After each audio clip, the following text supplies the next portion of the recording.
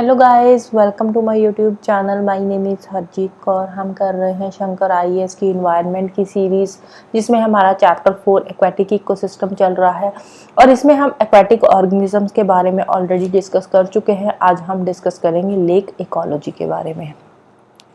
Before discussing lake ecology, सबसे पहले बात आती है कि लेक्स क्या होती है। लेक एक naturally occurring large body of water होता है। नेचुरली जो पानी की एक लार्ज बॉडी होती है जो चारों साइडों से लैंड से सराउंडेड होती है, उसको बोलते हैं लेक। नेचुरली भी होती है, कुछ मैन मेड लेक्स भी होती है। जरूरी नहीं जो लेक्स है वो नेचुरली होएगी, मैन मेड लेक्स भी होती है। तो ये एक लार्ज बॉडी ऑफ वाटर है जो चारों साइडों से लैंड से सराउंडेड है और इसके अंदर जो लेक के अंदर पानी की मूवमेंट होती है बहुत ही स्लो मूवमेंट होती है, राइट। जैसे कोई लार्ज ये जो वाटर बॉडी है, इसके चारों साइडों पे लैंड है।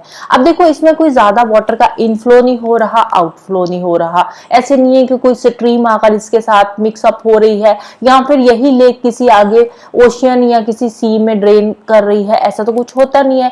तो अब ये क्या है, एक लोकलाइज्ड वाटर बॉडी है, तो इसीलिए इसके अंदर जो पानी की मूवमेंट होती है बहुत ही स्लो मूवमेंट होती है, क्योंकि इसमें ना तो कोई फ्रेश वाटर ऐड हो रहा है, ना ही इसमें से कोई पानी ड्रेन आउट हो रहा है। तो फिर बात आती है कि लेक में पानी आता कहां से है। लेक में पानी आता है दो तरीके से। कौन कौन से? एक तो आता है ग्राउंड वाटर डिस्चार्ज से, जैसे कि ग्राउंड वाटर से कोई भी घरों का वेस्ट पानी है तो वो जाकर लेक में मिक्सअप हो गया। दूसरा क्या है, दूसरा सरफेस रन ऑफ से लेक में पानी जाता है। जैसे बारिश हुई, सरफेस रन ऑफ हुआ, तो वो पानी क्या है, किसी लेक में इकट्ठा हो गया, किसी एक जगह पे इकट्ठा हो गया और धीरे धीरे इकट्ठा होता जाएगा तो वो क्या है, लेक में कन्वर्ट हो जाएगा। तो लेक में पानी कहाँ से आता है? एक सरफेस रन ऑफ से आता है, या फिर जो ग्राउंड वाटर डिस्चार्ज होता है उससे आता है, या फिर कोई ड्रेन का पानी है, बारिश हुई, बारिश का पानी सरफेस रन ऑफ के थ्रू लेक में जाकर मिल जाता है, राइट। अब बात करते हैं एजिंग की, ageing of a lake.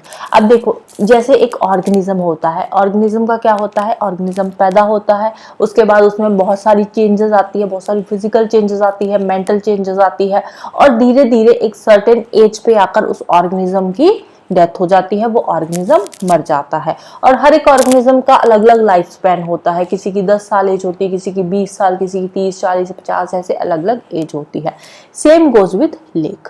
Lake भी बॉर्न होती है मतलब लेक ओरिजिनेट होती है। ओरिजिनेट होएगी कैसे होएगी? जब किसी जगह पे बहुत सारी जियोलॉजिकल चेंजेस आएगी, जियोमॉर्फोलॉजिकल इवेंट्स वहां पे अक्कर होंगे, तो उससे क्या होगा, धीरे धीरे वहां पे एक लेक ओरिजिनेट हो जाएगी। लेक ओरिजिनेट होने के बाद टाइम टू टाइम उस लेक की ग्रोथ होती है।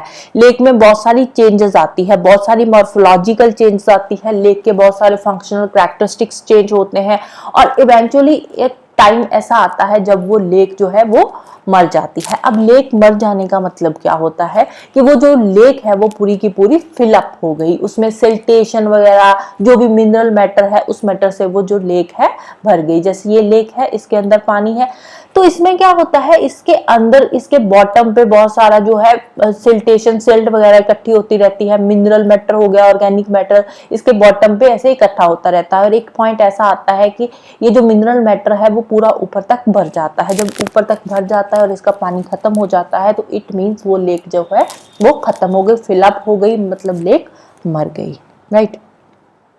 अब लेक को पानी कहां से मिलता है ये मैंने बता दिया, ग्राउंड वाटर डिस्चार्ज से आता है या फिर सरफेस रन ऑफ से आता है।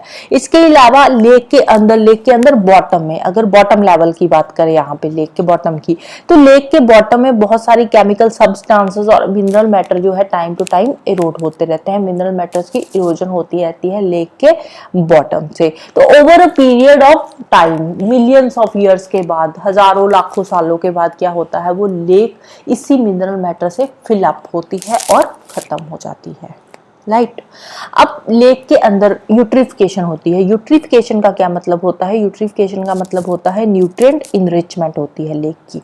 जब लेक के अंदर न्यूट्रिएंट इनरिचमेंट होती है तो उससे क्या है, एल्गाई की ग्रोथ होती है, एक्वेटिक प्लांट्स ग्रो होते हैं, बहुत सारा फौना ग्रो होता है, तो इसको बोलते हैं नेचुरल यूट्रिफिकेशन। जबकि प्लांट्स की ग्रोथ हो रही है, एक्वेटिक प्लांट्स की, ठीक है, एक्वेटिक प्लांट्स की ग्रोथ हो रही है, एक्वेटिक फौना की ग्रोथ हो रही है, एल्गाई की ग्रोथ हो रही है, तो उसको बोलते हैं natural eutrophication of a lake.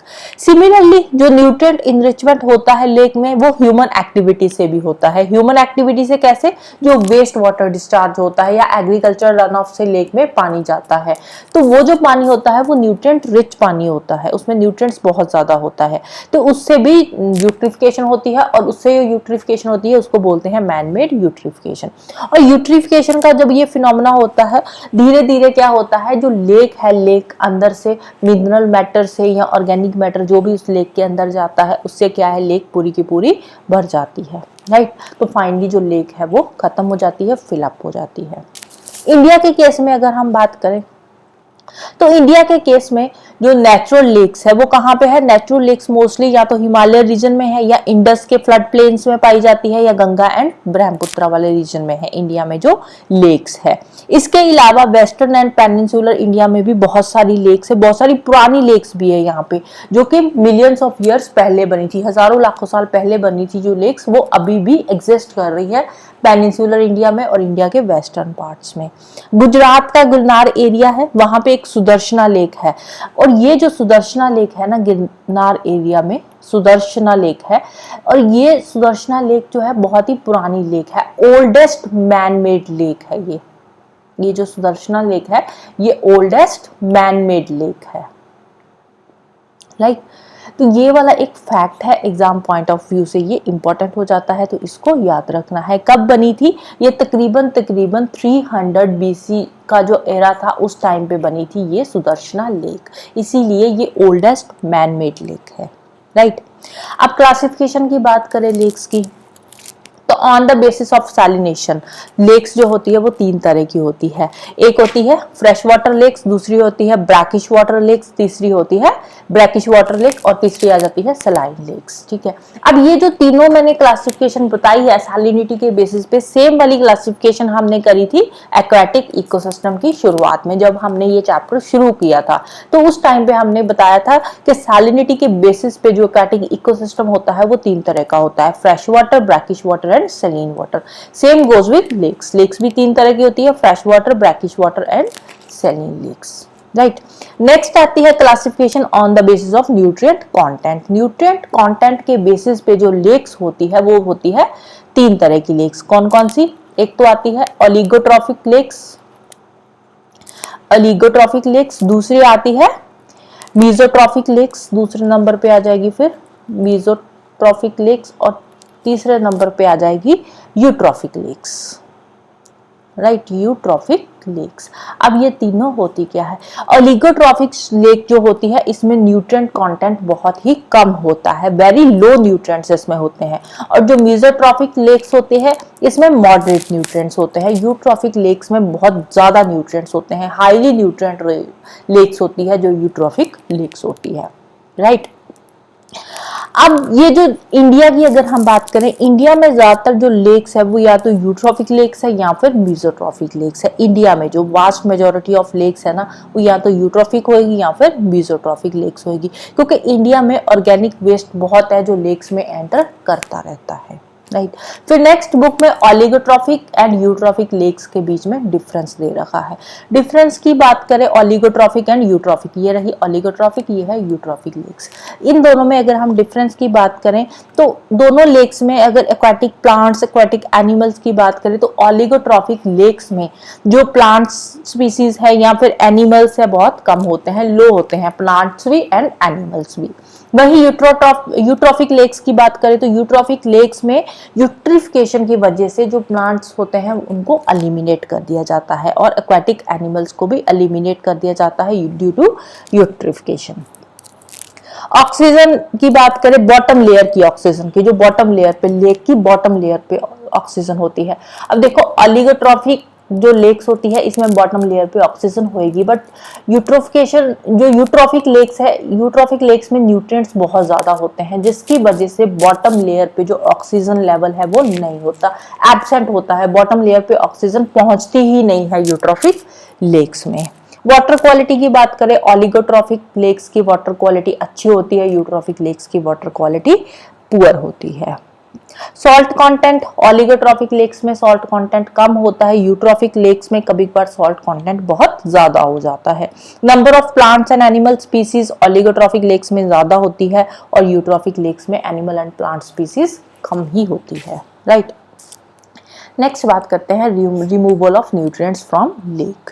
Lake से न्यूट्रिएंट्स को हम कैसे रिमूव कर सकते हैं। एक तो लेक में जो पानी जा रहा है वो न्यूट्रिएंट पुअर वाटर ही हम लेक में जाने दें, जो जितना भी जो पानी जाता है उस पानी को हम पहले से ही ट्रीट करें, उसमें ज़्यादा न्यूट्रिएंट्स जो है उससे उसको हम पहले से ही एक्सट्रैक्ट कर ले, सो दैट जो लेक में पानी जा रहा है वो ज़्यादा न्यूट्रिएंट वाला पानी ना हो, न्यूट्रिएंट पुअर वाटर ही लेक तक पहुंचे। सेकंड क्या है, ऑन साइट पी एलिमिनेशन कर सकते हैं, पॉइंट एलिमिनेशन जिसको बोलते हैं। ऑन साइट जो पॉइंट एलिमिनेशन होती है उससे वो कैसे होती है, उसमें फिल्टर्स वगैरह लगा सकते हैं, पॉइंट अब्जॉर्बर्स वगैरह लगा सकते हैं, जिससे क्या है जो न्यूट्रिएंट्स वगैरह है उसको हम फिल्टर आउट कर दें या फिर अब्जॉर्बर से न्यूट्रिएंट्स को लेक में से अब्जॉर्ब कर लें। इसके अलावा फिशेस की हार्वेस्टिंग करके, मैक्रोफाइट्स जो लेक के अंदर होते हैं उनकी हार्वेस्टिंग से भी हम न्यूट्रिएंट्स को रिमूव कर सकते हैं लेक में से। स्लज रिमूवल से लेक के अंदर जो मड वगैरह होता है, एक्स्ट्रा मड है, उस मड को लेक से हटा के न्यूट्रिएंट्स को रिमूव कर सकते हैं लेक से, राइट। नेक्स्ट एक अमीनपुर लेक के बारे में बता रखा है। अमीनपुर लेक ये जो है ये कहाँ की लेक है, अमीनपुर लेक है तेलंगाना में, राइट। तेलंगाना साउथ इंडिया की स्टेट है, तेलंगाना के वेस्टर्न पार्ट की ये में है अमीनपुर लेक, राइट। तेलंगाना में है अमीनपुर लेक। अब ये जो अमीनपुर लेक है ये क्या है, ये एक मैन मेड लेक है और इसको first biodiversity heritage site declare किया गया था अंडर द बायोडाइवर्सिटी एक्ट 2002। और ये वाली जो लेक है इसको मैनेज किया जाता है बाय बायोडाइवर्सिटी मैनेजमेंट कमेटी। इसका जितना भी प्रोटेक्शन का खर्चा है, जितनी भी प्रोटेक्शन की फंडिंग आती है वो सारी की सारी फंडिंग ये कमेटी देती है। बायोडाइवर्सिटी मैनेजमेंट जो कमेटी है सारी इसके प्रोटेक्शन का जो फंडिंग है, जो खर्चा है वो सारा यही कमेटी करती है, right. So this is all about today. Next हम डिस्कस करेंगे यूट्रोफिकेशन के बारे में। यूट्रोफिकेशन को थोड़ा डिटेल में और हम करेंगे। यहाँ पे तो मैंने सिर्फ एक डेफिनेशन बताई थी कि यूट्रोफिकेशन होता क्या है, तो नेक्स्ट वीडियो में हम यूट्रोफिकेशन को डिटेल में डिस्कस करेंगे। तो जाने से पहले वीडियो को लाइक कर देना, शेयर कर देना और चैनल को सब्सक्राइब कर लेना। Thank you, bye bye and have a nice day.